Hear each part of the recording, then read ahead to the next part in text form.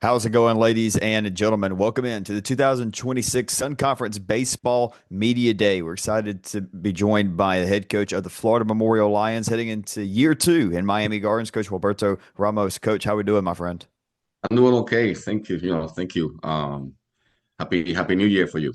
Happy New Year to you as well. Know you're excited to get ready to rock and roll here in 2026. Coach, what are some of the biggest takeaways you had in your first year coaching with or for Florida Memorial last year? Biggest takeaway and was learning how fast and how good this conference is. By far, it's the best conference I ever been part of it. When you're talking about every day playing, it just basically that's the takeaway. Now I'm more prepared. You cannot miss one inning. You cannot miss one strike. You just have to be perfect, or try to be perfect in and out. Because if you know, it's any team any day can get you in this conference. So.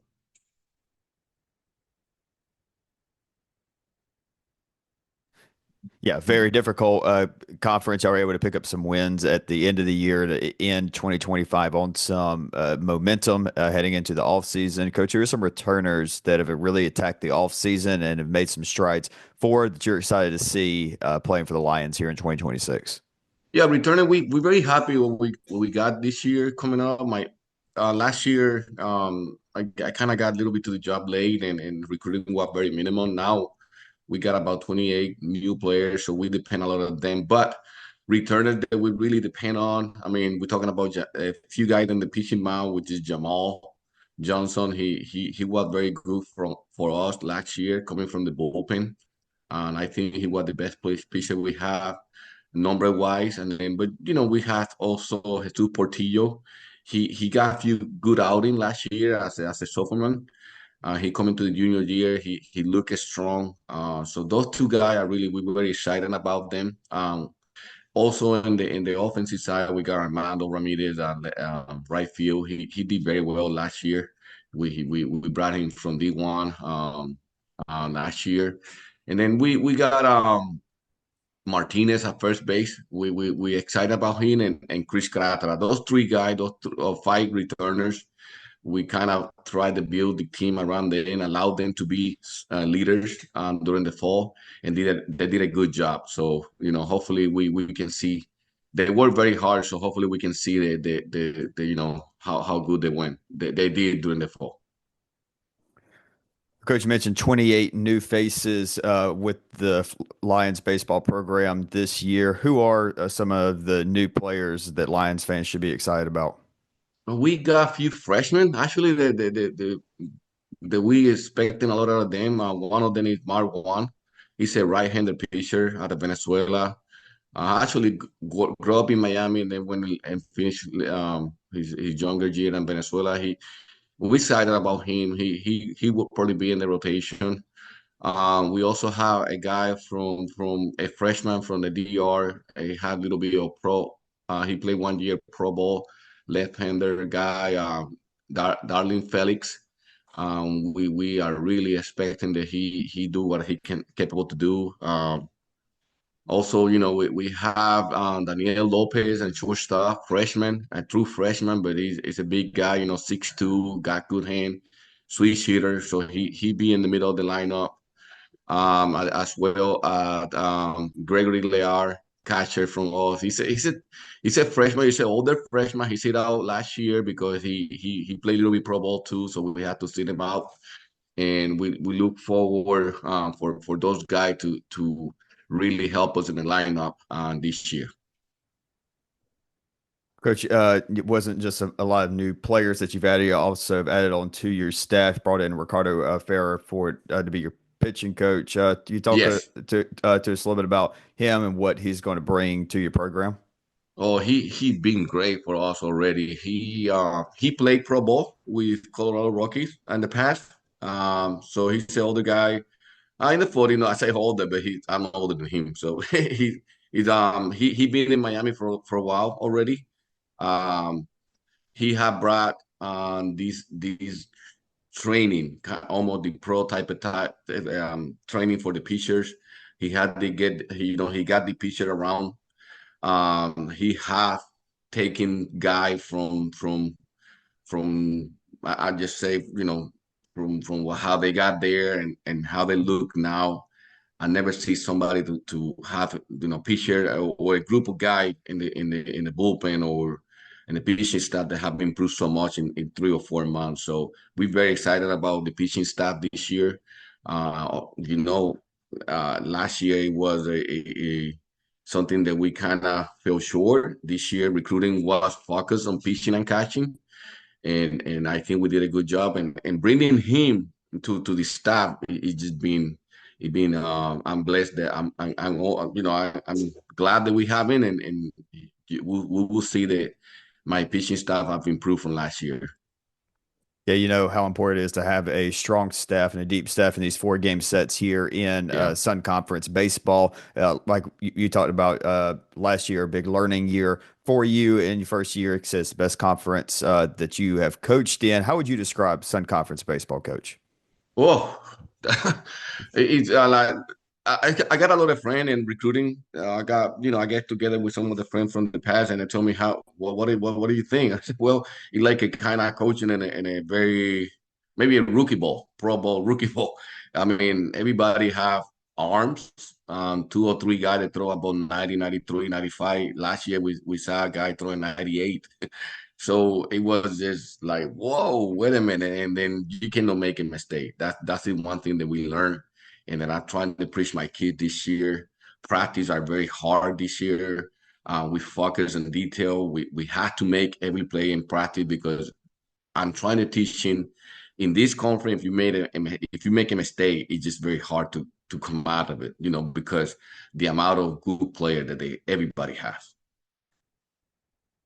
No, 100%. I mean, you just saw 2 teams from the Sun Conference make the World Series last year. Ave Maria nearly making, always having 4 or 5 teams make the opening round shows that it's pretty tough conference. Coach, what would be the determining factors for Florida Memorial to make a run in the Sun Conference tournament this year and be one of those teams competing in the opening round?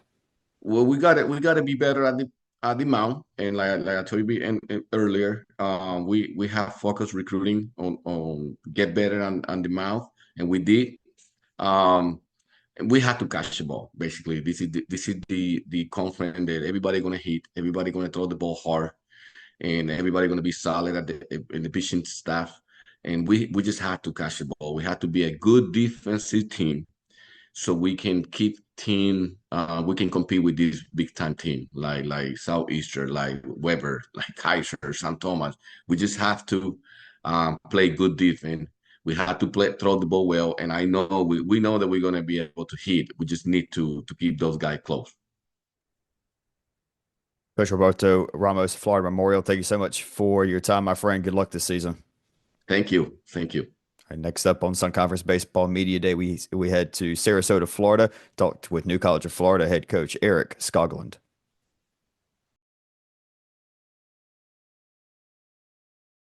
Next up on the 2026 Sun Conference Baseball Media Day, we head to Sarasota, Florida, to talk with first-year head coach Eric Skoglund. Coach, I know you're excited. Year 1 as the head coach, year 3 in the program. How are we doing today, my friend? Doing well, man. How are you? Absolutely beautiful, exciting. You got me fired up. See a great opportunity for you.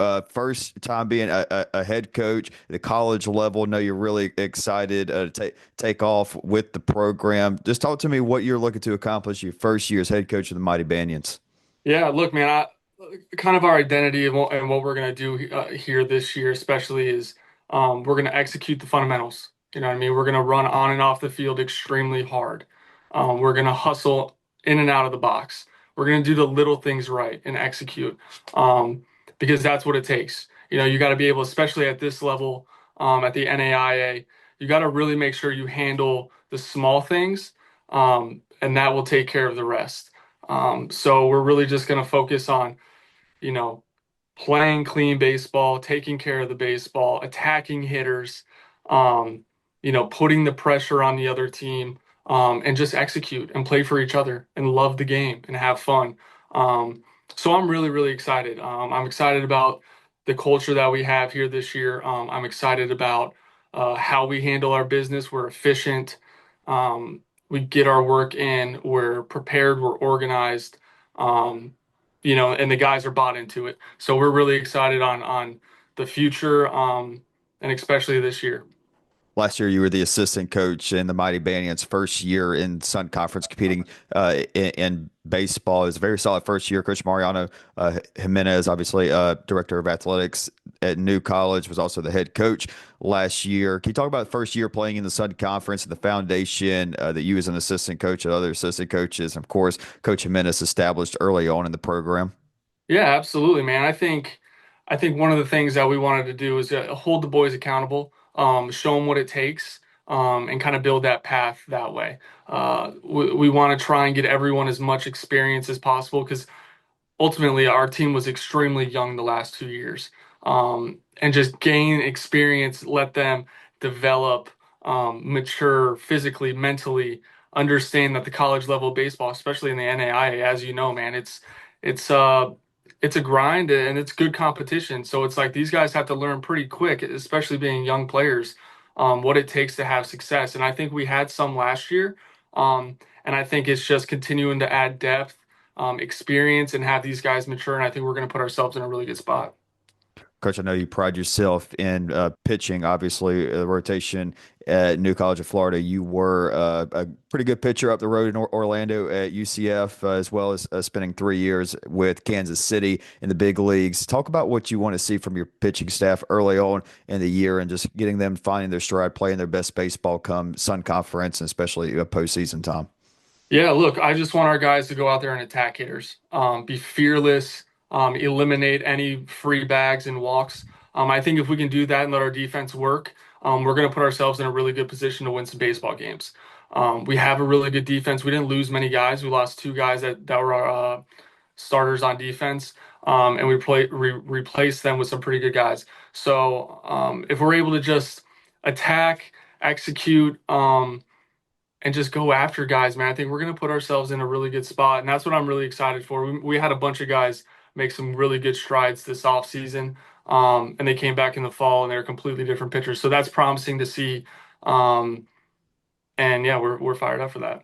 I know you want to keep some names maybe a little bit closer to the chest, but talk to me about some of the arms that did make some strides forward over the fall, and you're excited to see take the bump for New College this year. Yeah, look, I'm not going to shy away from any names, man. These boys earned it.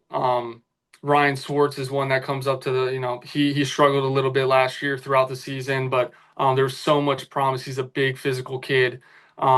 This fall, he's been up to 90, 91, kind of the lower slot, which is extremely exciting, but the kid worked his butt off. Another kid who had some injuries last year was Ty Robertson, left-handed pitcher, kind of out of the bullpen, high leverage guy, but he's been up to 92 this fall. Really, really good spin. If we can just keep him consistent, he's a Division I caliber pitcher, for sure. And as if we can just get him consistent, he's going to be a really good piece to it. Obviously, we got Jimmy McCarthy. He's a returner, JUCO guy. Jonathan Smolinski, Matt McGregor. We got some good guys that Owen McKinley's coming back this year. Didn't pitch last year for us. He was our number one as a freshman. So we're really, really excited for the guys that we have and that we're bringing back. And I think that's going to help us compete a little bit more as the season goes on, especially in conference play, game 3 and game 4. Yeah, sounds like you have good depth, which of course you have to have in these 3, 4 game sets of the Sun Yeah, it's Conference. crazy, man. Yeah, you got to find out a little bit about it last year, and of course with that you need some bats, so you got to score Yeah. runs if you're going to compete in the Sun Conference. Who are some bats that Mighty Banyan fans should be excited about this year? Yeah, Patrick Fink, man, he absolutely tore it up for us last year. Fernando Espinal, he played like 10 games for us. We redshirted him, but when he played, he was an absolute electric factory. 3 homers, all in conference play. Really, really good athlete. Obviously, Matthew Merck, who's our catcher, hit over 300. Brecken Fair, second baseman. Um, Andrew Merchant is a guy that we brought in from Lake Sumter, incredible player, absolute grinder, kind of like that. That physical is going to do whatever it takes. baseball guy. You know what I mean? And that's kind of the identity that we want here. And he fits that mold. He's been great. He's fast, athletic. Um, let's see. We got Will Gregory, Don Fernandez, our shortstop. So we're bringing a lot of guys back, um, and they all had some success last year. So now it's just continuing to work, find out what's going to fit best for our program, and put ourselves in the best possible position to win championships. Coach, you're a Florida guy, played at UCF, but of course you are a Sarasota native. How much pride do you have being head coach of Sarasota's college baseball team? Yeah, it's crazy. It's awesome. It's a blessing for sure. Being able to be put in this position and obviously lead this program into where we want it to be, which is to win championships and obviously not only win championships, but make sure when these guys take that jersey off for the last time that they're set up for success and everything that they learned was through the game of baseball. You know what I mean? We can give them, show them the experience, share our experiences, show them what it takes to be successful on and off the field. For example, like sitting in the front row in class. That's one thing that I mandated this year. Sitting in the front row, no headphones, no phones. You're gonna be engaged in class. You're gonna show up early. If you're on time, you're late. You know what I mean? So little things like that, accountability, and it's gonna take them um, in a really good spot when that time comes when they're out of school and they know what it takes to be successful. Showing up for interviews and being punctual, things of that nature. That's really why we're here, and um, it's awesome. I'm extremely excited, man. This is home for me, born and raised, and my wife and her family, my two kids and my parents and brothers here. So it's awesome. I don't have to travel very far to get to work, and being able to be at home every night is awesome. Hometown kid back with Yeah, New College of Florida. Coach Eric Skoglund, ladies and gentlemen. Eric, getting started off in New College. Excited for it. Coach, best of luck 2026 and into the future, my friend. thank you, man. I appreciate it. Absolutely. Next up on the Sun Conference Baseball Media Day, we'll head up to Lake Wales, talk to another first year head coach with Warner University's Addison Rouse. Okay, next up on the Sun Conference Baseball Media Day, we have on Coach Addison Rouse of Warner University, first year head coach. Coach, we just talked about it, 78 degrees. You coming from Chicago, having to pinch yourself to be able to get out with the boys and it not be almost freezing weather. Coach, other than the weather, what made the Warner Royal baseball head coach job the right one for you? Yeah, so I think number one, from a fundamental standpoint, just being at a school that aligns with my beliefs and my values. It's a Christian school. It's unapologetic about who we are and what we are, and that aligns with my beliefs. So it was a great cultural fit from a personal and professional level, and this is just a special place that truly walks that out every day. So that was a great appeal. And then let's be honest, it's the SEC of the NAIA. I mean, this is the best of the best at our level. And quite frankly, it's one of the best small college conferences in the entire landscape. And so, to have an opportunity to take over a program in this league, in this landscape, location, I mean, it's a dream job in every sense of the word, for me. And that's, something that I'm humbled by and grateful for. And, it's a great fit for my family as well. And so it literally, it checked every box you could ask for. And, very fortunate and grateful and excited to be in this position. Yeah, hit the nail on the head. We'll talk a little bit more off air. My coming up across the lake over at Weber, and when my first experiences with Sun Conference baseball in 2022, I was like, this may be a little bit different than your average small college baseball. You're absolutely right. But Coach, you had great success at St. Xavier. You had the Cougs as a consistent team in the opening round in your last 3-4 years there at St. X. How do you plan on building the Warner baseball program into that consistent competitive team capable of reaching the opening round and try to be one of those last 10 teams playing out in Lewiston? That's certainly the goal, Reagan, is to get there. My first team meeting, it was on our PowerPoint, picture of Lewiston, and that's kind of the standard of what we're trying to get to. And this is going to be super cliche, but it literally, it starts with culture. You have to build the foundation of your program. You have to establish that. We had a leadership meeting yesterday, and the guy said, we want to establish who we are in 26, where it's not just known internally, but it's known within the sun and within, the national landscape of what Warner baseball is. So that is priority number one, is setting that tone of who we are, what we are, and how we're going to be, day in and day out. And then number two, let's be honest, it starts with the players. I don't throw a pitch. I don't throw a pitch. I don't swing a bat.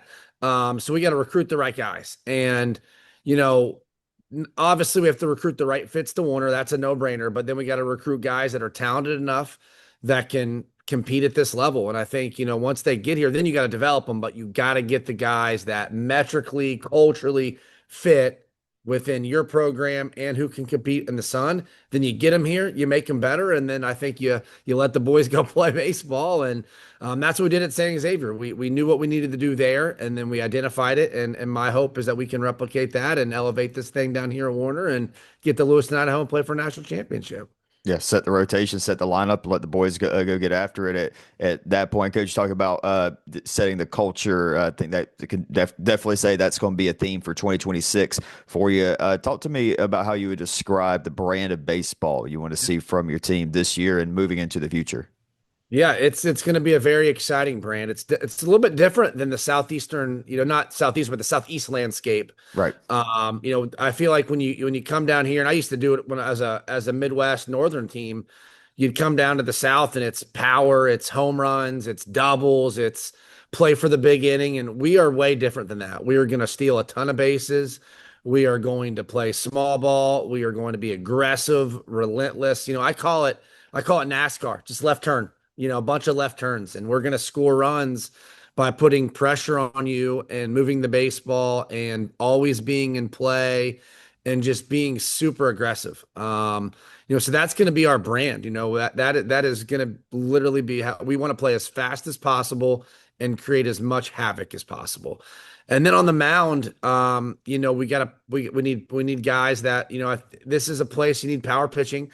If you want to win on a national level, you have to have guys that are power pitchers, but those power pitchers also have to be in the strike zone. We got to throw a ton of strikes. And then, you'll laugh at this, just like our offensive philosophy, we want to work really, really quick.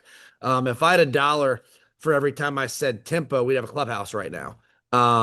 Because I want our guys to go with extreme tempo, work quick, get on the mound, keep everybody engaged.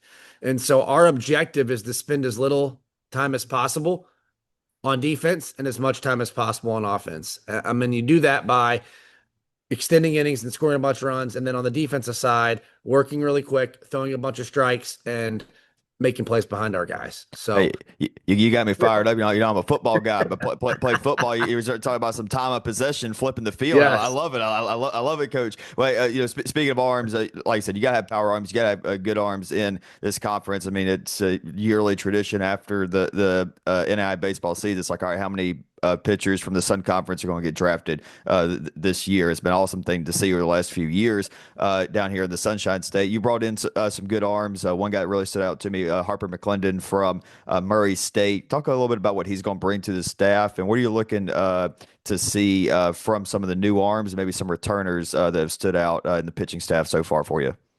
Yeah, that's he's a dude. But I'll tell you, more importantly, Reagan, he has impacted our program as a leader. So he's been here for 4 months, and he was a unanimous pick to be in our leadership council.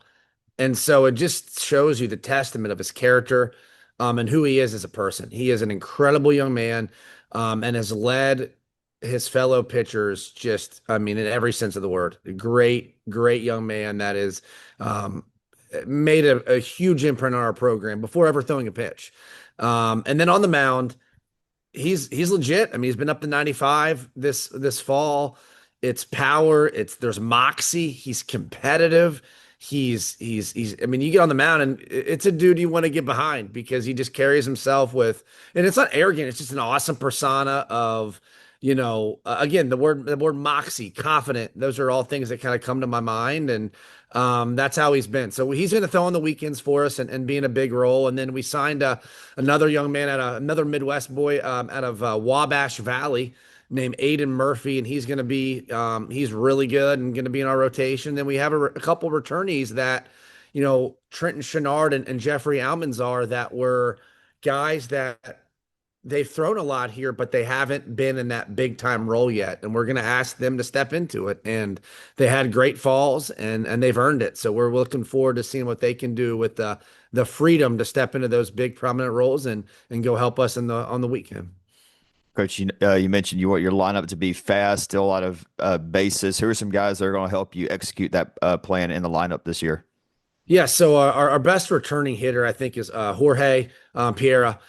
He's been here. He's an Indiana State transfer a couple years ago, and he's one of the best pure hitters I've been around. I mean, he is a tough out. Had a great year last year in the Sun, and he kind of got the hit behind Diego Guevara, the All Sun guy. So now he's got to step into that role, and we're going to ask a lot of him. He's going to have to hit in the middle of the lineup and be a run producer, and then. There was a red shirt guy last year, Gabriel Rodriguez, had an exceptional fall, can run. Guy. I mean, he's a 4 or 5 tool guy. I mean, I think that, and our staff believes he can be an All Sun Conference player immediately. He's going to hit leadoff for us, and be at the top of the lineup all year long. And he is super dynamic and can really run. And then. We hit a couple of JUCO transfers. We got a kid named Luis Vicente out of Coastal Alabama, Sammy Blanco out of Texas Junior College, and then Adriel Torres out of South Suburban. And these are all guys with a baseball card.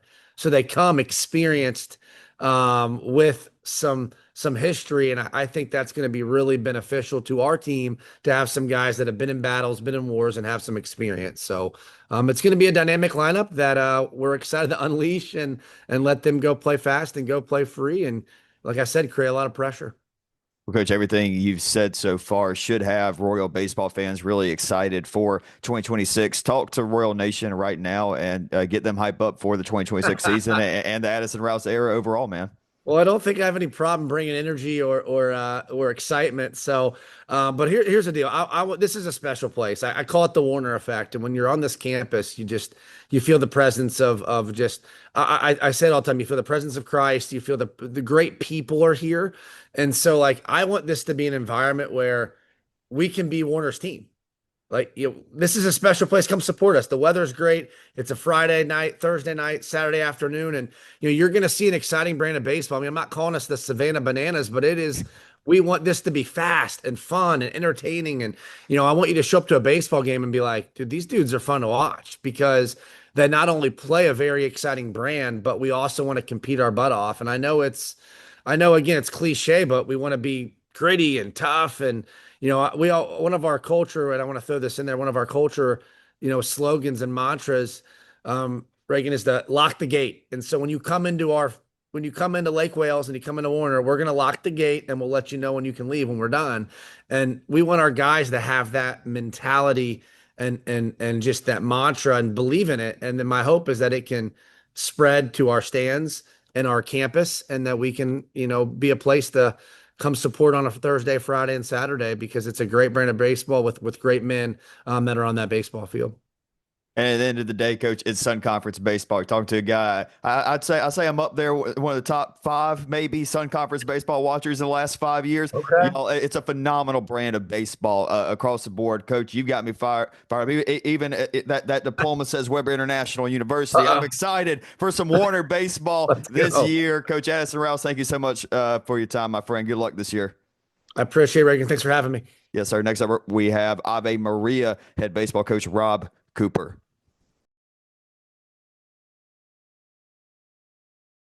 Next up on the 2026 Sun Conference Baseball Media Day, we welcome on first-year head coach of the Ave Maria Gyrenes, Coach Rob Cooper. Coach, how we doing down in beautiful Ave Maria, my friend? I'm doing great, Reagan. It's good to be with you. Good to meet you, and excited about the upcoming year. Yeah, likewise, Coach. Sun Conference baseball is always an exciting time. Always, as soon as the calendar flips over to the new year, and just feel it tingling, and we are ready to rock and roll with another great year. Coach, you were announced head coach of the baseball program at Ave Maria this past June. What was your message to the players, and how have you approached the season the past few months? It's been a lot of learning, a lot of listening, a lot of trying to understand. I think that one of the biggest mistakes you can make as a head coach is to come in and think you have things figured out, because one, no one does. But number two, you're talking about a program that in the last 3 years been to the NAIA tournament, and you're talking about a team that was a win away from going to Lewiston and playing in the World Series. And you're talking about arguably the toughest baseball conference, and some people even say the toughest athletic conference in all of NAIA athletics. And so, think about that for a second. There were 4 teams from this conference that played in the regional final, and 2 of them made it to the World Series. So if those other 2 games go the right way, you have 4 teams from one conference going to the NAIA World Series. So I've been trying to evaluate what we have, evaluate the things in the past that have worked well. There were some reasons why I took the job that I felt like were in place here. But trying to figure out really, what's the best approach here, what I have, and try to meet those guys where they're at. Yeah, veteran approach heading into a new era in your coaching career. You do have over 30 years of coaching at the collegiate level in your back pocket. I'm sure it's going to help you this year and into the future there at Ave Maria. But most recently, you were director of player development at University of Miami. What went into your decision to get back on the grass, and what made Ave Maria the right spot for you? Yeah, the University of Miami is my alma mater, and I was very fortunate to work with unbelievable people there.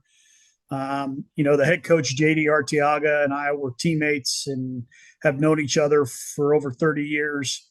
And when he was named head coach and gave me an opportunity to come back to my alma mater, I really was excited about it and jumped at it, and knew that I felt like I could make an impact, and I was still able to be around the players and make an impact and do the things that I enjoy about coaching and leading and teaching and leadership and mentoring. And so I had some opportunities to get back in as a head coach at some different things, but nothing really, was to where I was like, oh, this is something I got to do, and when the Ave opportunity presented itself, I looked into it and just felt like, like 30 years ago when I got into coaching, you're talking to a guy who was a walk-on, not a very good player. And had I not had good really strong mentors and coaches that cared about me as a person, first and foremost, my dad passed away when I was a freshman in high school. So I needed those coaches in my life to help, mentor me and keep me moving forward. And so when I got into coaching, that's what I always try to aspire to do is to look, I'm very competitive. I want to win, but I also want to try to make an impact. I like to teach, I like to develop, and I love my time at the NCAA and Division I level. But, it's, to me, it's always going to be about teaching. It's going to be about, the baseball field, the athletic field is a classroom, and it's a way to, impact and make a difference. And so I just felt like that was there, at Ave Maria. And so for me, it was just a good fit, especially at this time in my career. Yeah, being a guy that graduated from Miami and then coached up in Pennsylvania at Penn State, a little bit different weather. Is nice to be able to teach outside to come this time of the year, right? Oh, yeah. It was funny. We had a staff meeting this morning, and one of the people were like, man, you've been out in the sun a lot. And, I've had enough days where I came in and my face was red, and it wasn't because of the sun. It was because of the wind burn from the cold. So it's definitely nice. And we're excited that we get to start playing in about 2 weeks. Well, Coach, looking at the team between the chalk line for the 2026 season, there's a lot of new faces with Gyrene baseball. There are a few that were part of the team, like you said, were a game away from making it to Lewiston last year. How motivated is that group of returners to get back into the opening round and this time finish the job and be one of the last 10 teams playing in the NAI? Yeah, I think that's a tough question to answer. I mean, I think any team at this time of year wants to win a championship, right? Like they want to play as long as they can. So the motivation to find out how good the 2026 Ave Maria Gyrenes can be in baseball is there. But the truth of the matter is that, there's not a ton of returning players from last year. We're fortunate we got Michael Kelly back, who played quite a bit in the middle of the infield, and Kyle Magic, who played a lot and got a lot of at bats, and we have a few arms. But that team last year was a very heavily senior and upperclassmen type team that really had kind of come through it together for 3 straight years. So I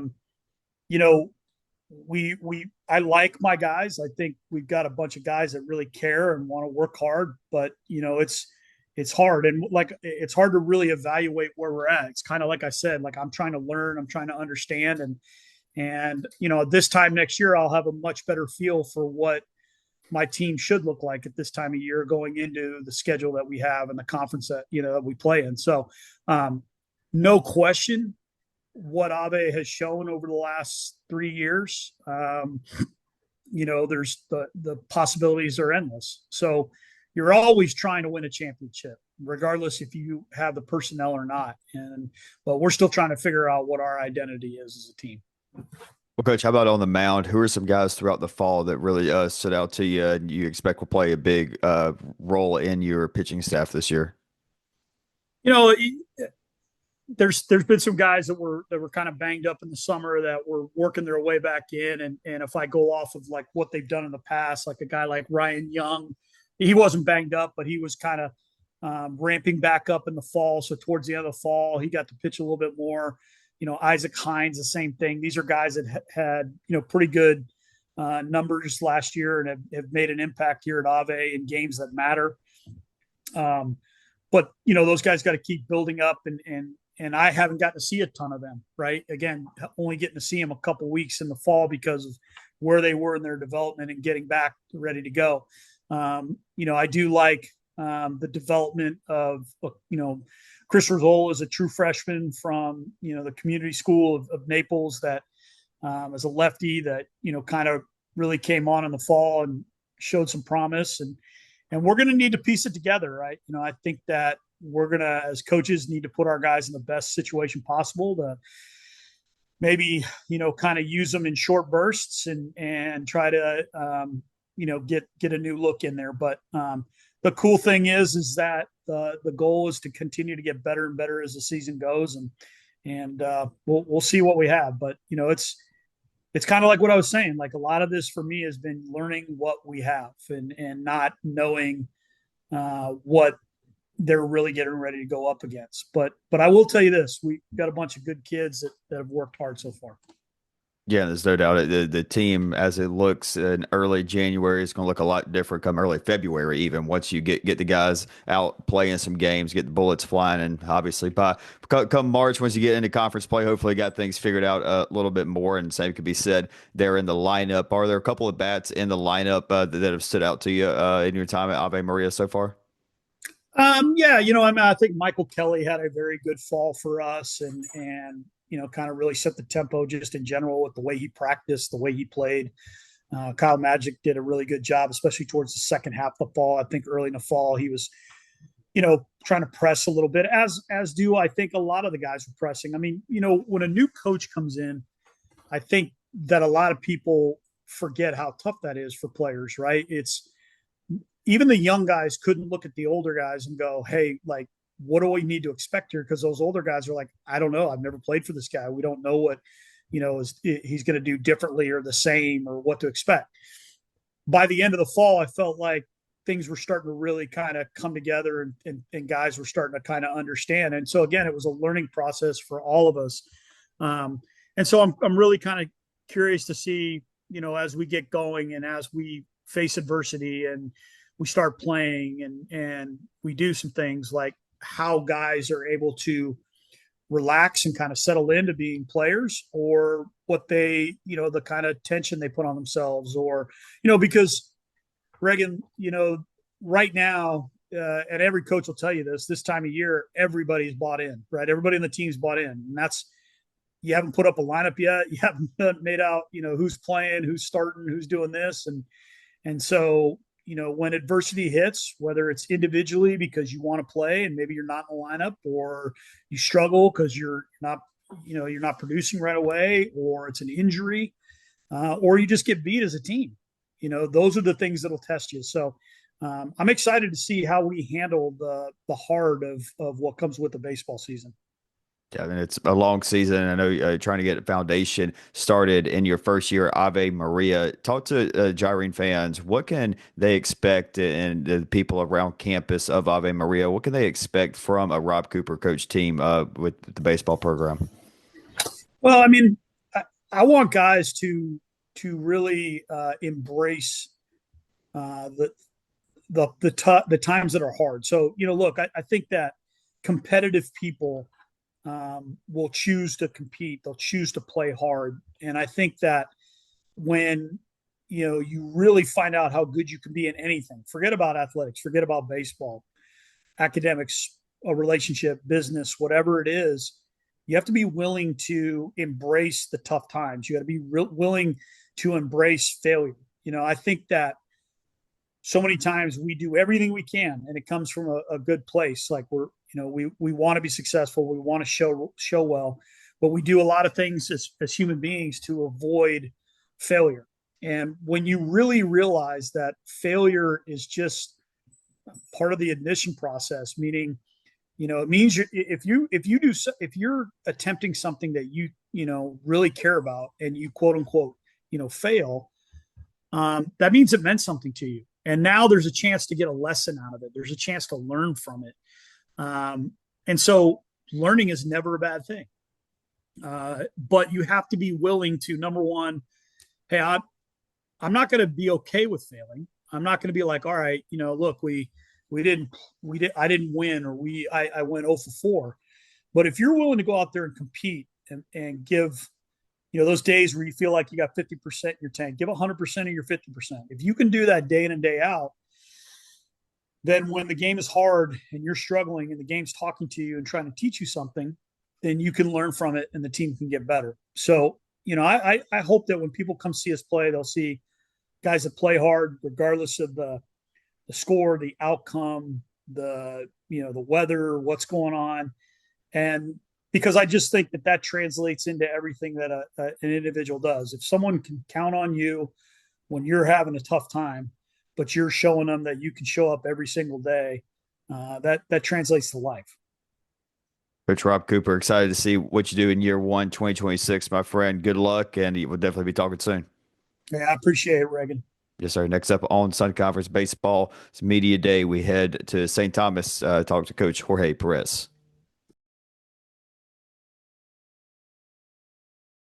And next up on the Sun Conference Baseball Media Day, we welcome on St. Thomas head coach Jorge Perez. Coach Perez, I know y'all are getting ready to rock and roll. Got some renovations on the clubhouse going on right now. It's going to look beautiful afterwards. But hey, like we just said, that's the biggest problem. Should be a pretty good season down in Miami Gardens for you this year, my friend.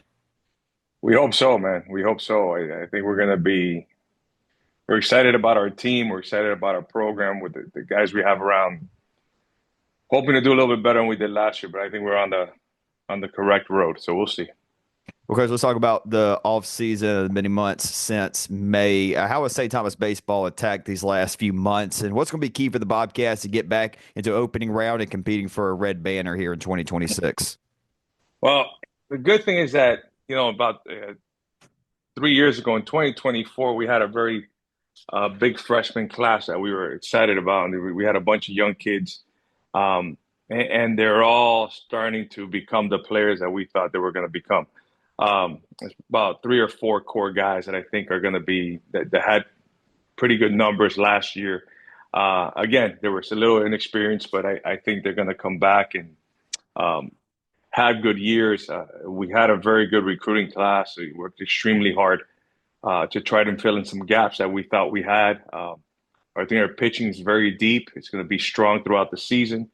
We're athletic, and talent-wise is the best group I think we've had in a long time. But until you start playing the games and start getting after it, we'll see. But we had a good fall. We played some scrimmages against some good teams, did well.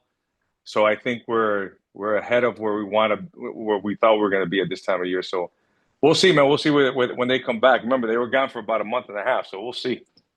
see where their minds are at, but I want to get it going right early on in the year because once we get into Sun Conference plays, not a lot of time to figure things out with Right. some of the lineups and pitching rotations in the Sun Conference. But opening day, January 23rd, y'all take on McPherson. Like y'all last year, we're not an opening round team, but a team that's been in the opening round. So two programs that are want to get started strong in 2026. What are you looking to see from the squad early on?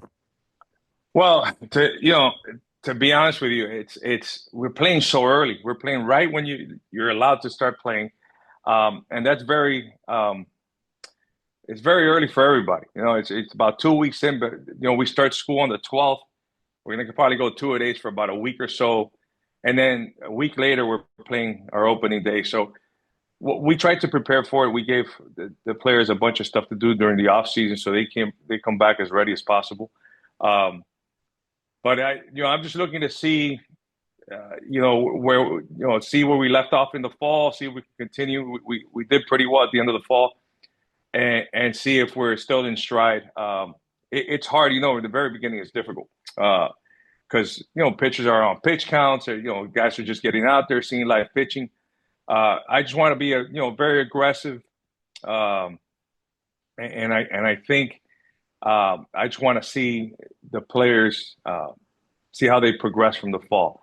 Everything's a process. We're not going to go out there. We want to win every game, but it's a process to see how they're picking up the system because our goal is to be extremely strong once conference starts. So just to see how we progress week by week. I like our schedule. We're playing a lot of home games.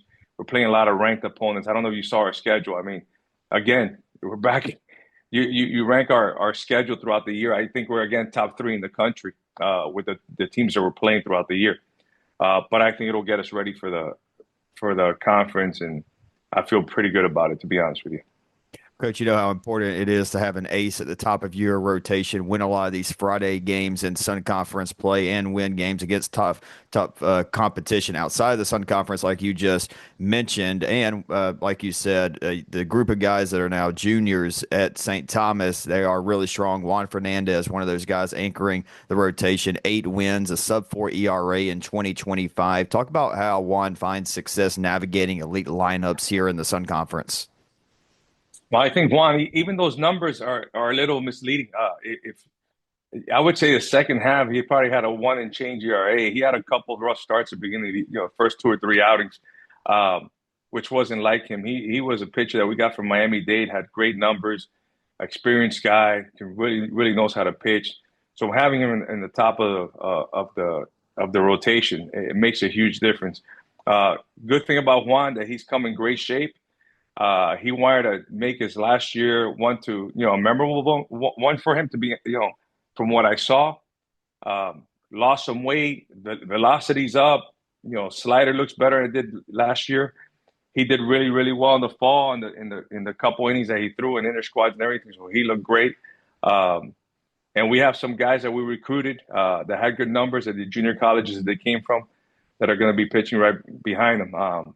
But yeah, having Juan is key because, again, the experience is there. He's an older guy. He's a guy that once he's finished with us, I believe he's going to go pitch in professional baseball for a few years. So he's one that we're really going to rely on. But I think he's going to have a great year. Along with Juan, specifically, who are some returners you've been really impressed with over the last few weeks and last few months getting ready for the season? Returners going to go up and down the list. I mean, Eric Balanilla, we thought that he would have a chance of getting drafted last year. Did not happen, so he returned. It was good to see him come back. Great athlete. Will be playing most probably shortstop for us, but can play anywhere on the field. Tremendous amount of ability. He got better, I thought, as the fall went on. Luis Moreira, who was a freshman last year, played third for us, put up good numbers, had a great fall. I mean, that kid is really starting to mature. I think he's going to be a really good player in our conference. Luis Suarez returns, another kid I told you, a core guy that was a freshman last year, swung the bat really well. He's a good left-handed hitter. I think he's going to be somewhere in the top of the lineup. Lester Martinez, another returner, had a really good fall. our catchers are experienced, and a big bat that returned that was good for us was Dayton Beagle. He did well, had good numbers. I think he had 7 or 8 home runs last year. Um, he's another guy with experience that can swing the bat. So all those are returners that we're really going to count on the offensive side. On the pitching side, we have, believe it or not, Sean Ben Cosme returns. I thought he had a really good fall. He's going to be right in the mix of things. Other pitchers that did pretty well at times last year did a little bit better, but everybody else is new, man. All the other guys that we're bringing in, pitching wise, I told you, I think we're deep, but there's a lot of new kids. And position player wise, we have some new guys that I think are going to be impact guys for us. I know you want to hold some cards a little bit closer to the chest, and also over the next month or two, you're going to figure out who some of these newcomers are. 'Cause, it's one thing if it's inter squad or fall ball or fall World Series, but bullets start flying a little bit here in January and February, then a lot of questions will be answered. But off the top of your head, who are some of the newcomers that you've been really impressed with so far? Well, we have we were able to get a transfer from Tennessee Wesleyan. Edwin Toribio. Edwin was at Central Florida Community College when they won the national championship in 23. He was there 23, 24, put up some monster numbers. This guy can swing the bat with power. He can swing for average. So he'll be in the middle of the lineup. He's going to be really tough on a lot of teams. I'm very excited to have him. We also got a transfer called Alan Nava from El Paso Community College, hit fourth at El Paso his freshman year, sophomore year, put up great numbers there. And he showed throughout the fall why he did so well. It really handles the bat, has a good understanding about hitting. Those two guys are going to be key for our lineup offensively with all the returners that we have. When you talk on the pitching side, we have some young guys that I think are going to be very good. Diego Evans is only a sophomore, but he was at Arizona Western College last year. Had a great year for them. Decided to leave early. Came here, had a really good fall. I think he's going to be good. Ismael Cordero is a left-handed pitcher, also from Arizona Western, that came to our school. Guy can really pitch. Left-handed pitcher. I think he's going to do really great things for us. Trying to go up and down the lineup here. Freddie De La Rosa is another offensive bat that we brought from El Paso Community College. Big guy, left-handed bat, a lot of power, can be instrumental to our team. We have a bunch of good arms, man, that I think where they're going to fall. We got a kid, Luis Rodriguez from Miami-Dade, had a really good fall. Another offensive player, Nick Alonso, Division I transfer from Arkansas State, also's here, can really run. I think he's going to can really play center field. He was just how Division I players are, they don't get as much time as they would like. He decided to come back home, had a really good, fall. He's an impressive player. I think he's going to be all right. We just had a transfer come in, Gabriel Rangel, University of Fort Lauderdale. He did really good things over there. He wanted to play in our conference. So he's a newcomer too. I think he's going to be really, really good for us. So, we're just deep. And there's guys that I didn't mention because they're young, but they have a ability, and who knows where they're going to land, but they can help us out in some capacity, Yeah, it sounds like y'all got a ton of newcomers coming in. You mentioned Arkansas State. You saw Jalen Martinez. He was a great, mostly right field, but outfield in general for Weber. Won a Gold Glove, helped Weber make the World Series last year. So Arkansas State connection to the Sun Conference continuing to grow. Love to see that. But yeah, y'all sounds like y'all got a really deep team, Coach. You know what kind of team it takes to make it to the World Series, to win the Sun Conference. You've been at St. Thomas since 2009, a couple of World Series trips in there in the mid 2000s. When you look back, how different is the game, not just in the Sun Conference, but across college baseball? And how are you different as a coach to keep adapting to keep St. Thomas at the top of the NAI? Great question. A loaded question too, but I would say our conference, if you compare our conference now to, let's just say 7 or 8 years ago, it's night and day. back when I started here, Embry-Riddle was a top team, and it was always us and them at the end, fighting for conference tournament championships and conference championships. It was always us on the top. Weber competed pretty well and then started getting up there a little bit. Warner was a school that was really good for a long time and then struggled a bit but competed. Now all of a sudden, Southeastern, obviously Adrian Dinkle coming to that conference when he did, put that program on the map and did unbelievable things. So Southeastern all of a sudden became an enormous powerhouse. They're still very good. Their coach over there is doing a good job. I saw the roster that he brought in. He's recruiting well. Weber is, Colin has done an unbelievable job over there. That Weber was always competitive, but he's got him over the hump the last two or 3 years.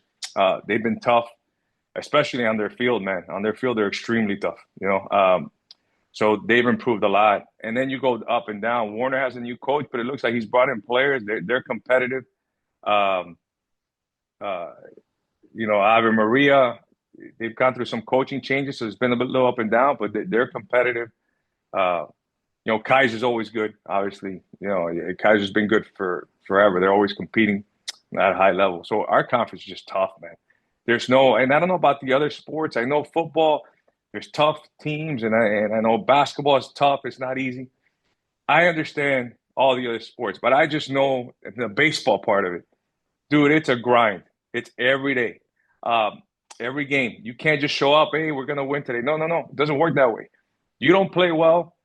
You don't put in the effort. You don't put in the time, and you don't prepare. You're going to get smoked. And that's just the way our conference is. I also think COVID made a difference. I know we're past that. It's already 5 years since COVID. But that COVID balanced out a lot of teams that weren't as competitive. And our conference took advantage of all that. All of a sudden, they got a lot of players that they probably wouldn't have gotten in the past, and it's helped enhance their programs. Technology has also changed everything. The portal has also changed everything. So there's no comparison. Portal, technology, COVID, it's night and day. So I think the conference is better than ever the last few years. Every game is highly competitive. It really reminds me a lot of the Sunshine State Conference, because that's where I played. I played for Rollins as a player many, many years ago. But that conference has always been like that. It's a complete grind. It's just it's so competitive. There's really no. You take Tampa out of the mix. There's really no, true cut advantage by any team, and that's how our conference has become. And our conference, and you do this all the time. Our conference is by far the best conference in the country. So you take all the teams here. You take a sixth place team here, and they'll go probably be first or second in a lot of conferences. I mean, it's just the truth.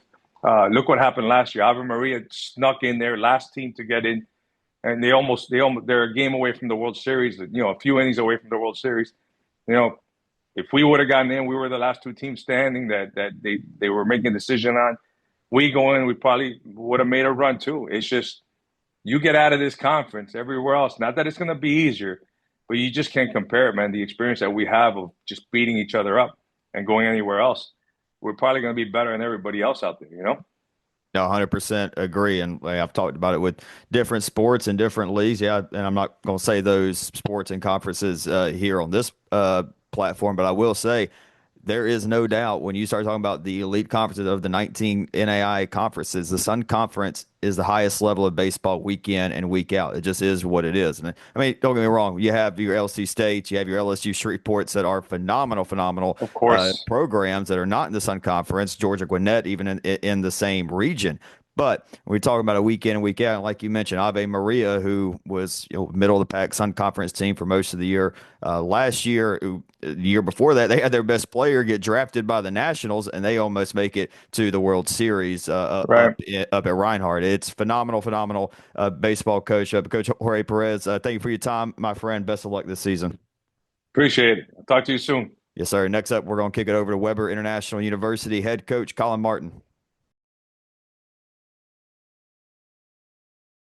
All right, next up on the Sun Conference Baseball Media Day for the 2026 season is Weber baseball coach Colin Martin, fresh off his second trip to Lewiston. Coach, how we doing in beautiful Babson Park, my Good friend? morning, Reagan. We're doing well. Wednesday morning, you know what that means. No school, sports all 7 day. a.m. Get 7 ready. a.m. lift. You Yep. come talk to me, and then right back there, head over to Nehammer Field, get ready to rock and roll. No, the boys are excited. 2025, man, great year, fourth straight year. Weber's made the opening round, second trip to the World Series, made it 22, made it again last year. However, this year, a lot of new faces in Babson Park. Had a lot of seniors that graduated, moving on to bigger, better things from your program. How have you and the rest of your coaching staff approached the offseason to get the boys back to Lewiston this year?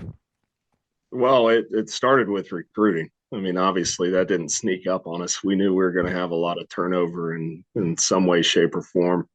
So it was a tough class to let go of. I mean, I'm not going to speak for anybody else, but you know that some of the COVID exemptions have worked their way out of the system. So some of the guys that you were fortunate to have for longer periods of time, program guys, all Americans, all conference guys, performers, gone. So we knew that we were going to be dealing with that, and it started with recruiting very early on. A lot of vacancies to fill, and Matt Saliba did a great job of heading that up. And it's been a lot of relationship building, learning one another, then actually taking the field in the fall. It's a lot of watching, listening, getting some feedback from guys. We do have a very experienced group in terms of junior college, 4-year combination of transfer success. And then just getting systems implemented, just verbiage, repetition, getting everybody familiar with the program. And then, you know, trying to finish our fall on a good note, which we were able to accomplish. And then just picking up a couple guys at the break to add, and then hitting the ground rolling this spring.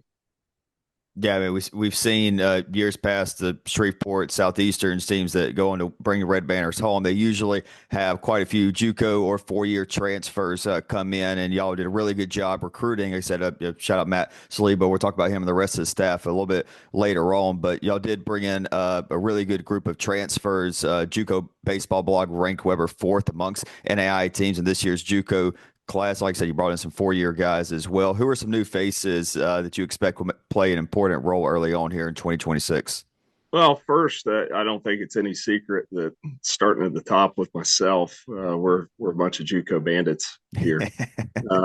Matt and I both played junior college baseball. I coached junior college baseball for a long time, and very early on, that's something that we wanted to establish was pipelines with a lot of these successful junior college programs and coaches. It's something that we believe in, and it's something that's paid pretty big dividends for us as a program. And you're right, Matt does a fantastic job establishing those relationships and having an idea of what translates and who's going to fit and so on. But again, it's a very large group. And I think, the JUCO reference, don't quote me on this, but I know it's somewhere close. I think all but 4, maybe 5 of our current roster have junior college experience in one way, shape, or form. So, even a lot of the 4-year transfers that we've been able to bring in were guys that started at a junior college or at a 4-year school, then went to a JUCO doing the 4-2-4 deal, back to a 4-year school. So it's a large new group with some big holes to fill. And I guess that, you could either do it in buckets or go around the horn position by position, but with, I think, 7 returners on the roster, we don't have enough time to go through everybody individually. I guess I could throw them into buckets in terms of where we kind of saw them bringing them in. Number one, we really believe that everybody that we have on our roster has already shown proven success at the college level, whether that be at junior college and a 4-year school, or junior college and a handful of guys that have spent their careers at 4-year schools that have had success. That's a pretty good feeling going into your fall and then again into your spring. It's just a matter of you meshing it together the best you can as a coach and staff throughout the fall. We've got guys that were everyday players at their junior colleges last year, whether it be a David Zamora or an Omar Vasquez or a Caleb Fons or Steve Rojas. And I don't want to forget anybody's names because there's so many, but guys that were regular, used to handling regular workloads. You got a couple guys that, they were on their way to having very successful seasons and, had some injury issues that shortened their seasons, but they were already successful as it went on and are looking to bounce back and prove that they can be everyday guys as, and Trevor Murray, Matty Davis, Mason Veronese. I mean, these were guys that were well on their way and were a little bit shortened. And then, of course, you go around the horn a little bit. You've got guys that are a little bit more established, I guess, that have been everyday players throughout their careers. Guys that were everyday players. Ty Matthews, that we competed against multiple years in regional sites and has World Series experience and hitting in the middle of the order for a nationally ranked team, or an Austin Jaslove that's done it at the Division I level for a few years. And then you've got guys that had very successful junior college careers that went to a 4-year and still played in some capacity, but are really looking to regain. Talking about a Caleb Henry that was a big-time Florida junior college baseball player that comes in from a Division II. Keegan Martin that set school records junior college for stolen bases, and then kind of had to wait it out at the Division I level before coming in. And those are all guys that have shown promise. So it's a good mix of experience, and I think everybody in their own right has that chip on their shoulder that feels like individually they have something to prove, which, hopefully we can encapsulate as a coaching staff to where that's how our team feels moving forward.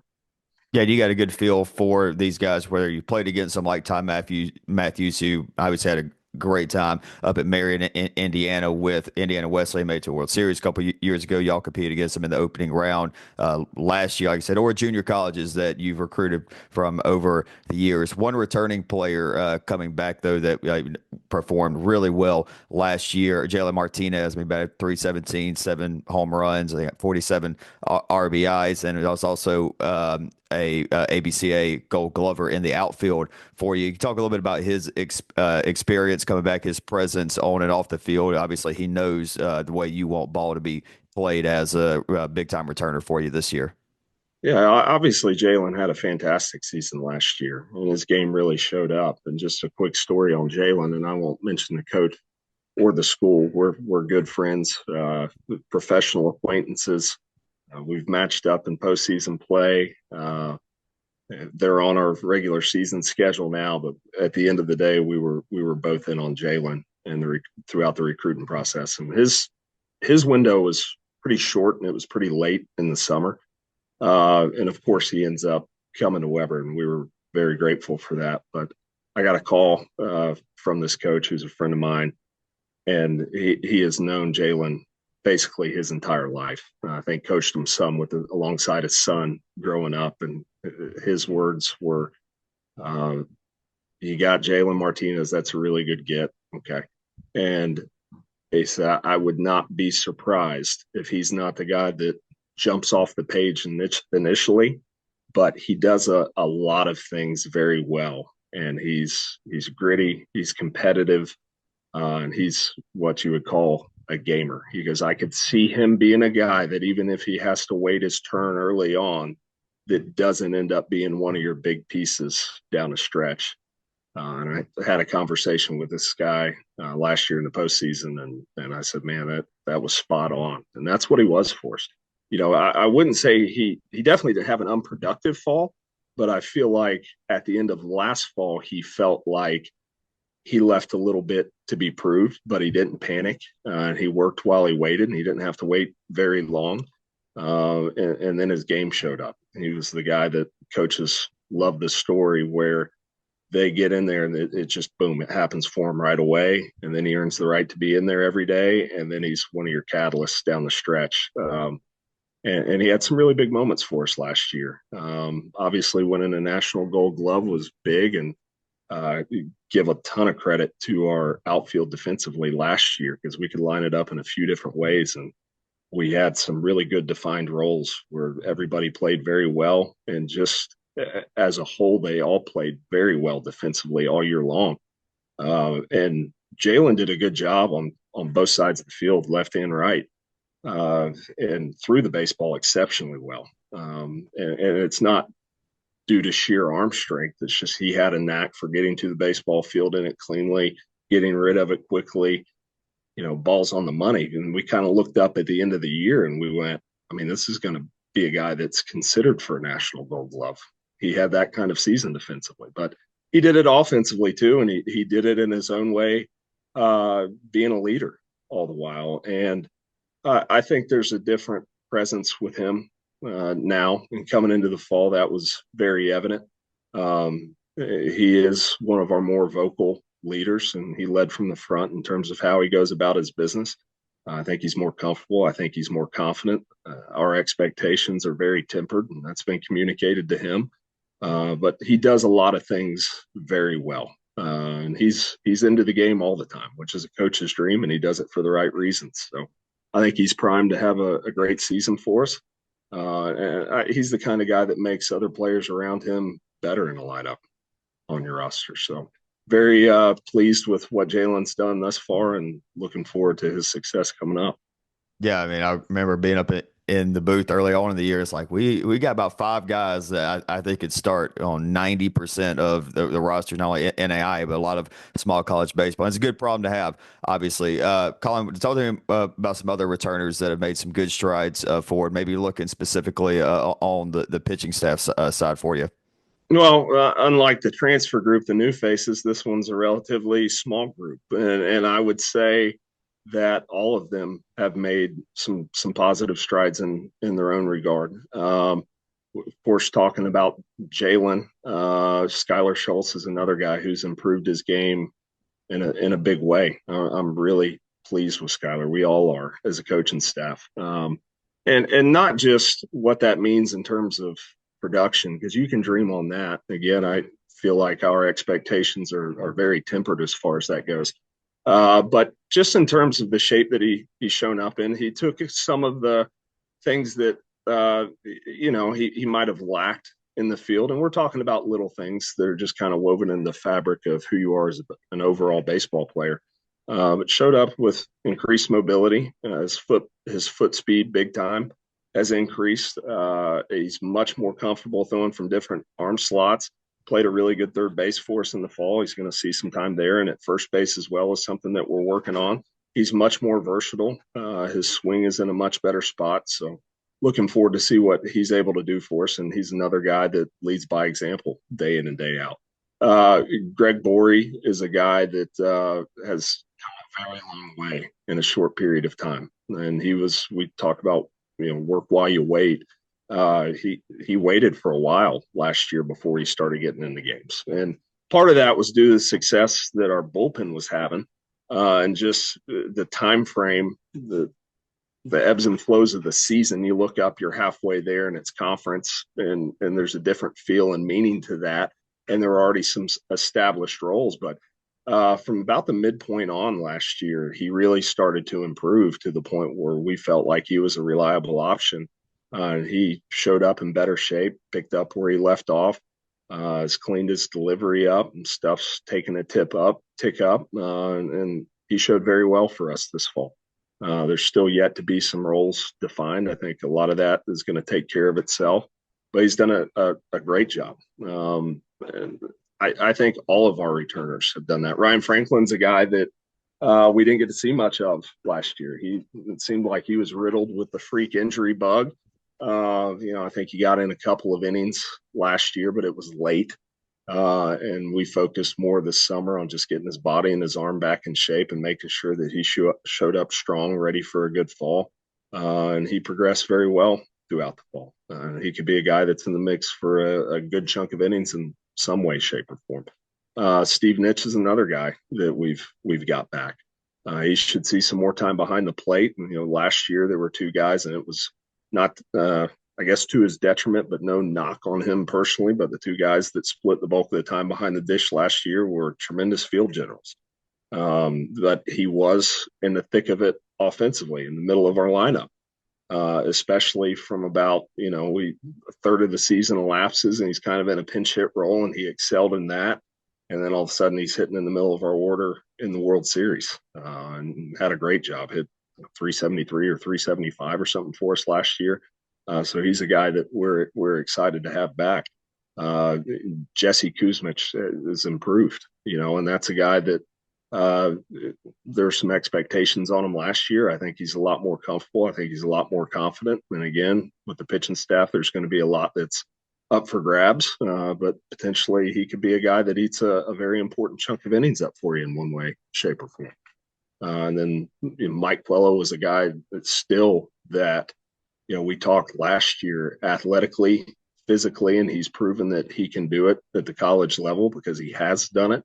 There's not too many guys on the field in any given game like him.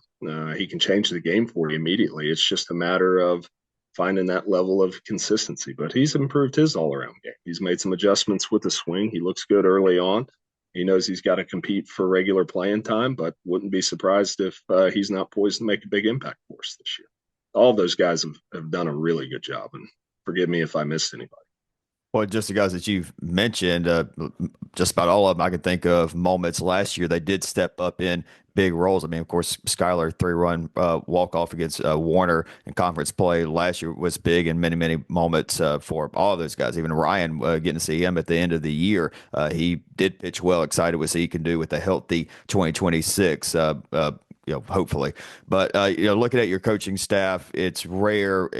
We talk about, players turning over. It's something that every coach, not just baseball, but everybody in college sports is dealing with. It's important to keep a staff together. And the last few years, you have been able to keep a core group of guys, three guys specifically, yourself, Matt Saliba, and Colin Norton on the staff. Talk about your staff overall, Colin, especially this year with bringing in a lot of new faces, how important it's been for those guys to step up in their respective roles. Yeah, I mean, as long as I could go on and on about our players, I could go on just as long, if not longer, on the coaches that I've been fortunate enough to have since I've been here at Weber working. And obviously that starts at the top with Matt. Matt has turned himself into one of the elite recruiters in AI baseball. He's really found his groove and his niche, and he works at it, not only recruiting the athlete, but the type of human that we want in our program. And that shows every day that I show up to the yard. Just having like-minded individuals that you get the chance to work with every day, that is a really big deal in this profession. And Colin Norton, the same that started here as a GA. These guys are what makes the program go day in and day out. They make sure that if I drop something, they're there to pick it up. They make sure that the players are fed.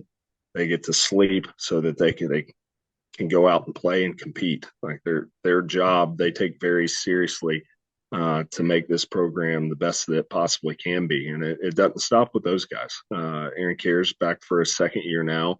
Really excited to watch him grow as a coach. And then also having Easton Cone and Jake Curry back is a big deal. Those graduate assistant roles are vital. And sometimes it's touch and go when you got a guy for a year or 2 years, and they are a true member of our coaching staff. Those guys show up early every day. They not only handle all the baseball tasks that are thrown at them, but all the menial stuff that us coaches at small colleges have to deal with. And they're great workers. They're great with our players. They're there to help our players. They're there to help me. They're there to help each other. I can't speak high enough praise. And this year, of course, we have Ronnie Richardson back as well. And I've been really lucky over the last several years, just growing up in this community, to have ties with guys that have played and or coached at a high level of baseball or the highest level of baseball. So, whether that be a Tyler Pike in the past or Matt Hockenberry or a Pat Borders, even going into like Victor Florentino, Rugi Odor, Brett Kaminsky, Andy Polk. I mean, you go down the list, every coach that I've had here, I'm extremely thankful for.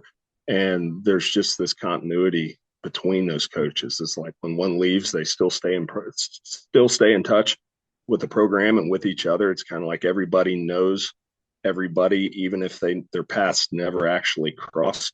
And that's a really good feeling for me being the head coach here, knowing that you've had this long list of really good coaches work. With that, we had Eric Dahl last year who jumped in and made a big splash. He was a huge impact in a positive way on our program. And we had Eric this fall, and he left to take a really good job for he and his family at Florida Southern. We're ecstatic for Dahl. Couldn't be more proud of him and thankful for all the work that he's put in, just like those other coaches that I listed as well. So all in all, I'm really grateful and thankful. Just the continuity and the camaraderie and the work that those guys do, not only for me, but for our program.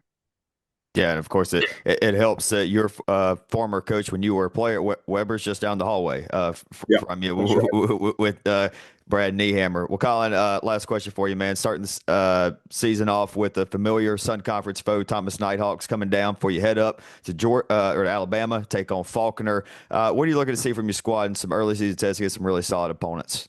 I mean, opening weekend. I mean, you hope to carry over that opening day mindset into every game you play, but it's just, after a couple of exhibition games, watching your guys get out there when the games count. We know that we've got, a lot of work in front of us, and the schedule that we put together, I love it. And it's comprised of a lot of coaches, teams that are coached by guys that I have pretty long-standing relationships with and a lot of respect for. They each do a great job in their own right, and starting with Thomas, they're going to be well prepared and they're ready. And that's a team that's never out of the fight. And doesn't matter what happens in game one, they're going to be ready for you in game two. And then, of course, hitting the road after that. Not that we're looking too far past open tonight, but going up to Faulkner, also a team run by a veteran manager that's used to being in the limelight, being out in Lewiston. They're going to be very talented and very well prepared, and that's going to be the story week in and week out leading up to conference, and you know what that means. Yeah, Sun Conference baseball, best time of the year, man. They're certainly going to be competitive again this year. Colin Martin, excited for Weber baseball here in 2026. Good luck, my friend. Thank you, Reagan. I appreciate it, man. Good luck to you. Yes, sir. Next up, we head down to West Palm Beach, talk to Keiser baseball coach Brooke Fordyce.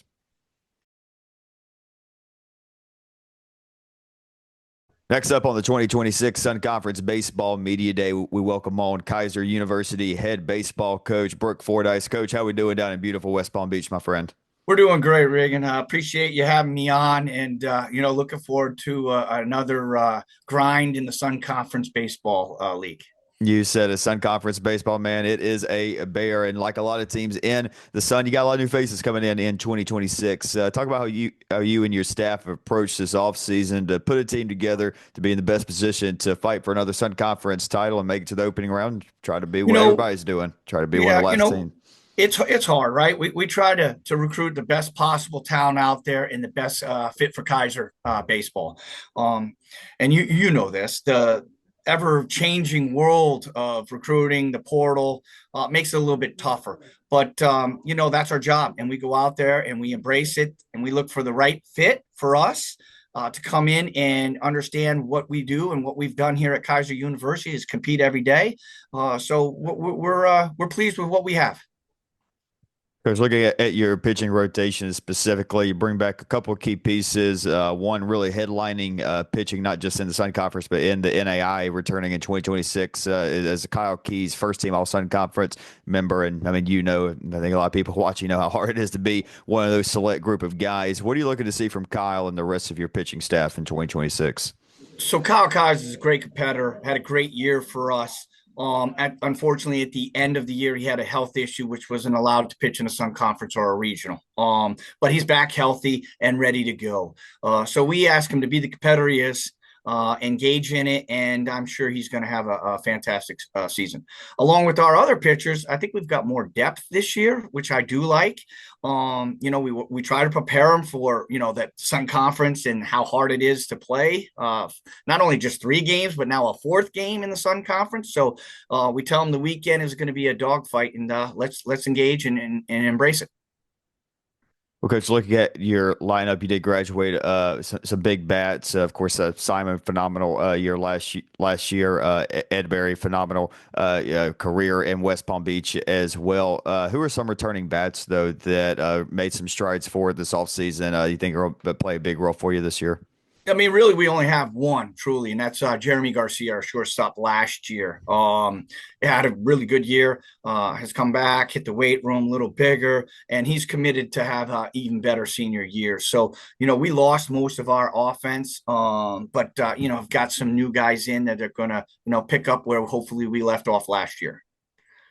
Which, with a lot of roles needing to be filled in West Palm Beach this year, and I know you're going to have a fill out process through the preseason before you get into Sun Conference play, and even when you get into Sun Conference play, maybe having to make adjustments in the lineup. But are there a few names that you've brought in that have really stood out, especially in the fall ball and leading up to the spring? Absolutely. A guy who won shortstop from us, from Jeremy, as a kid from Jake Olson.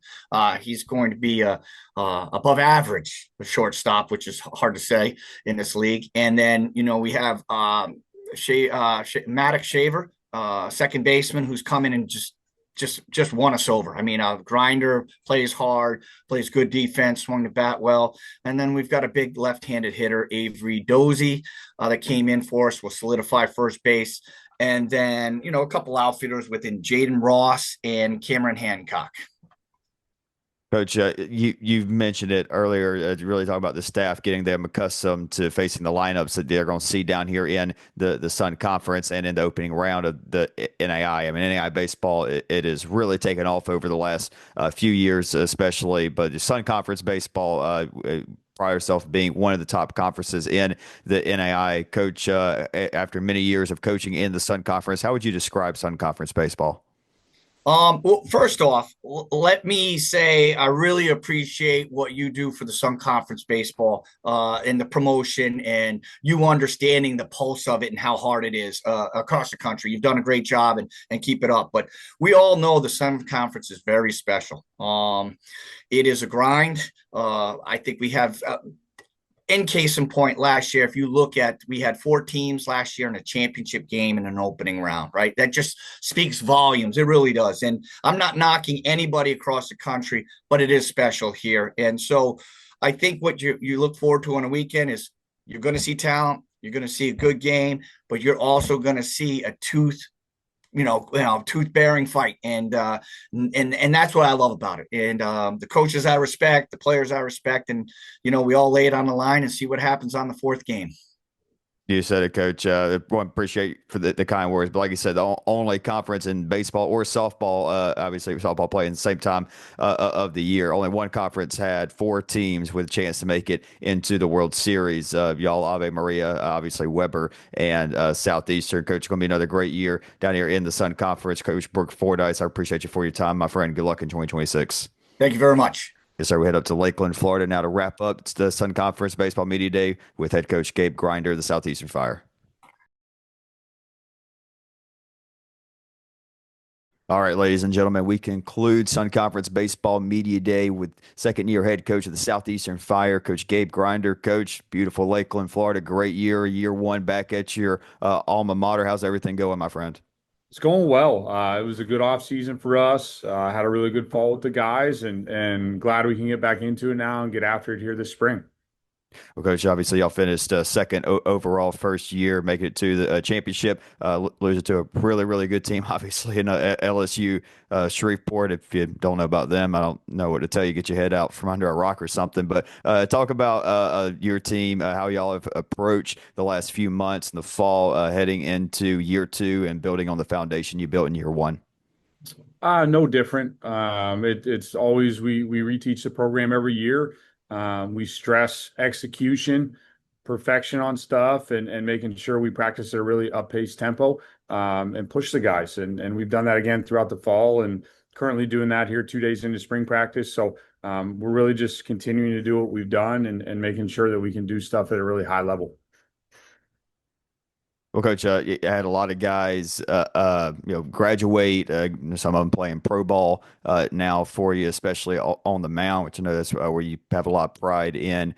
your team from, of course, you being on the bump there in Mhm. the early 2010s. JUCO baseball blog ranked Southeastern fifth among NAIA teams in this year's transfer class. Talk about some of the JUCO bandits that are just new faces in general that are going to help replenish the roster and get y'all back in national championship contention. Yeah, and we did have some really good arms last year. I thought Reese and Aaron were kind of generational guys. They pitched at a really different level and were super competitors, which was really tough to find that mesh now. So we have to do a lot of recruiting to fill those spots. Couple guys touch on the mound. We bring in Byler Reether from Frontier Community College. I think when the regular season ended, because Frontier did not make the postseason, but when it ended, I think Byler was ranked second in the country in strikeouts. I think he punched out, it was like 102 or 104 guys. So he'll be coming in, be a big asset for us. Kai Langford was Mineral Area's number one. Mineral Area spent a ton of time inside the top 20. He'll be on the mound for us. And then we brought in John McDonald. Used to be a JUCO guy, but he comes to us from Creighton. His last year in junior college, John finished, I think, in the top 5 in the country in saves, was an all-region guy. So we brought in some good arms, and then we've got another probably 5 to 6 arms that came from junior college 4-year that'll play a role for us on the mound. And then offensively, we brought in Nate Hopkins from Seward Community College. Nate had 39 extra base hits last year for those guys, so he'll do a great job for us. Brought in Victor Perez from College of the Desert. Victor actually played for us out in Texas Permian Basin. He had a great year at COD last year, so he'll come in and play the infield for us. Cooper Saselski's coming from Gonzaga. He was a guy, no, not a JUCO guy, but he's a really good bat. He had a huge freshman year for us out in Texas when we coached him. And then unfortunately, he was injured his sophomore year and injured at Gonzaga as well. So we still get 3 years with him, and he's a really good bat for us. And then we brought in Division I transfer Court Pryor in the outfield. He can move, hit, does a little bit of everything for us. Jace Essig in the outfield, coming from McPherson, where he's a first-team all-conference guy. Also won a Gold Glove up there. And then last guy I would highlight is Josh DeGroot coming from McNeese State. Didn't play at McNeese last year, but if you go back to his junior college numbers at Mesa, he crushed it for 2 years out there. So we're excited about some of the pieces that we have coming in to help replenish all the stuff that we lost. Yeah, a lot of new faces for Fire fans to get to know, but some key returners coming back that were solid last year. Got Charlie Collins, he was batted 383, first team all conference guy. Year ago, Cole Jones really saw it out of the bullpen for you, another all conference guy from a year ago. Can you talk a little bit about them and maybe some other key returners that have made some strides forward this offseason? Yeah, I'll start with Charlie. He's back. He had an awesome fall. It was kind of intermittent with us because he played for Team Great Britain on 2 different occasions, and crushed it when he was with them. He had a great fall when he was here with us, and I thought he made some strides forward in his swing, and just his ability to be a guy that's out in front and lead. So we're excited to have him back for us. Cole is a quiet kid, but he can throw the rock, and we expect him to kind of do the same stuff he did for us last year. He's right where he needs to be, doing good stuff. And then a couple other returners for us, Paul Whitman. He didn't play for us last year because he broke his hamate bone. So he pinch ran for, I think, 9 games and then shut him down so we could redshirt him. And he's back this year to start for us. But Paul's a really hard-nosed player.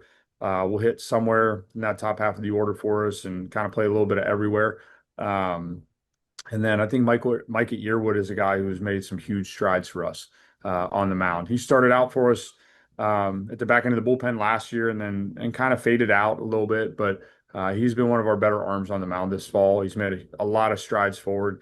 So we're excited about him. And then Austin Petticourt is another guy on the mound that threw a little bit for us. And I think he's grown up now that he's in his sophomore year and taking some strides velo wise and with his off speed that will allow him to pitch some more as well. So a couple returning faces that will play a pivotal part in us winning games and have done a lot of good stuff this offseason. Obviously, you know a lot about college baseball down here in the Sunshine State, playing at Southeastern, familiar with teams down here in this part of the world. But first year coaching in the Sun Conference, talked about with other coaches. They're in their first year this year, the reputation that Sun Conference baseball brings in. What was something that you took away from your first season of coaching in the Sun Conference last year? And I think I'd said this to you probably this time last year too, but it resonates as you play throughout that there's no free weekends. If you don't show up prepared and your guys don't show up prepared and ready to go, then you're going to get picked off, and people will beat you. There's not really a chance to just go out there and play bad baseball. There's been places I coached in the past that I think you could show up and maybe not be your best and win some games, but here in the Sun, you do that, you're not leaving with wins. And I think that's what makes our conference special, because there's no, like, you can't circle someone on the schedule and say, hey, this is a free 4 game set. Everyone will come after you if you're not prepared. And I think it challenges you as a coach to make sure your guys are prepared at a really high level day in and day out when they show up, to understand that nothing's free if you want to win this thing. So I look forward to that again this spring from all the coaches and the players that we'll go up against. Coach, I personally have never been out to Lewiston for the NAIA Baseball World Series, but talking with players, friends, coaches that have been out there, it is a special, special place. What was it like for you to, win a few games, go out there and coach for your alma mater out in Lewiston last year? Oh, it was awesome. It couldn't have been a better first year, put it that way. I mean, it could have been. I guess we could have taken out LSUS, but all things considered, that was a heck of a first year. And to be able to do it here at Southeastern means a lot. And it means a lot because I think a lot of people think Southeastern is just good for baseball, which, yes, there's very good baseball here, but this place is a special place. So to be able to come back and be able to do stuff on the field and also impact guys' lives off the field like we have, man, it meant the world, because I've won other places, but winning here is different just because of everything that is involved in that. So to do what we did last year, I couldn't have asked for a better first year when it was all said and done. Yeah, you really hit the nail on the head. Southeastern special community going out to games. One of my favorite games that I've covered this year was women's soccer game at Southeastern and the conference tournament. Was obviously a lot of fun there. Great home games, football, baseball, whatever. Great environment there in Lakeland, Florida. Coach, last question for you. What are the keys for this year's team with so many new faces to get back to Lewis and compete for a red banner this time? Bring a third red banner to Lakeland, Florida. Yeah, I think we're going to figure it out hopefully in February. I hope that we find ourselves back against the wall and put into a corner, and we'll find out what we're really made of at that point in time. Because I think you can play yourself all fall, early on in the spring, and have a couple scrimmages outside of yourself, but I don't think you really know who your team is until it's all on the line and someone's kind of punched you in the mouth a few too many times. So I'm very excited to see how we can rebound from our first outing like that, because I think that tells a lot of who you're going to be as a team. So that's the biggest thing, I think, because again, with a lot of new faces, you have ideas, but I think until it happens, you don't really know at the end of the day. But I think one thing I'm most excited for is this will be my 8th year as a head guy, and this is probably the first team that loves playing baseball at the level that these guys do. They just enjoy going out and playing every single day. I've had teams in the past that have been really good, and I feel like we pull teeth some days to show up and go after it. These guys, you do not have to get them going. They show up ready to go. So I think I have a good idea of what's going to happen when we get punched in the mouth. But again, till it happens, you really don't know. And I think that's going to be the key, is how do we rebound from getting set on our pants? Because it's going to happen sooner or later this spring. Yeah, I mean, you gotta love the game. That's a good feeling coming into the season, knowing like, boys, we're trying to play 55, maybe 60 plus games at the end of the year. You gotta love it. Well, Coach, great talking with you as always. Best of luck this season, my friend. Appreciate it, Reagan. Thank you. Yes, sir. Sun Conference baseball fans, thank you so much for tuning in to the Sun Conference Baseball Media Day. Going to be a great year as always down here in the Sun Conference. Y'all have a great one.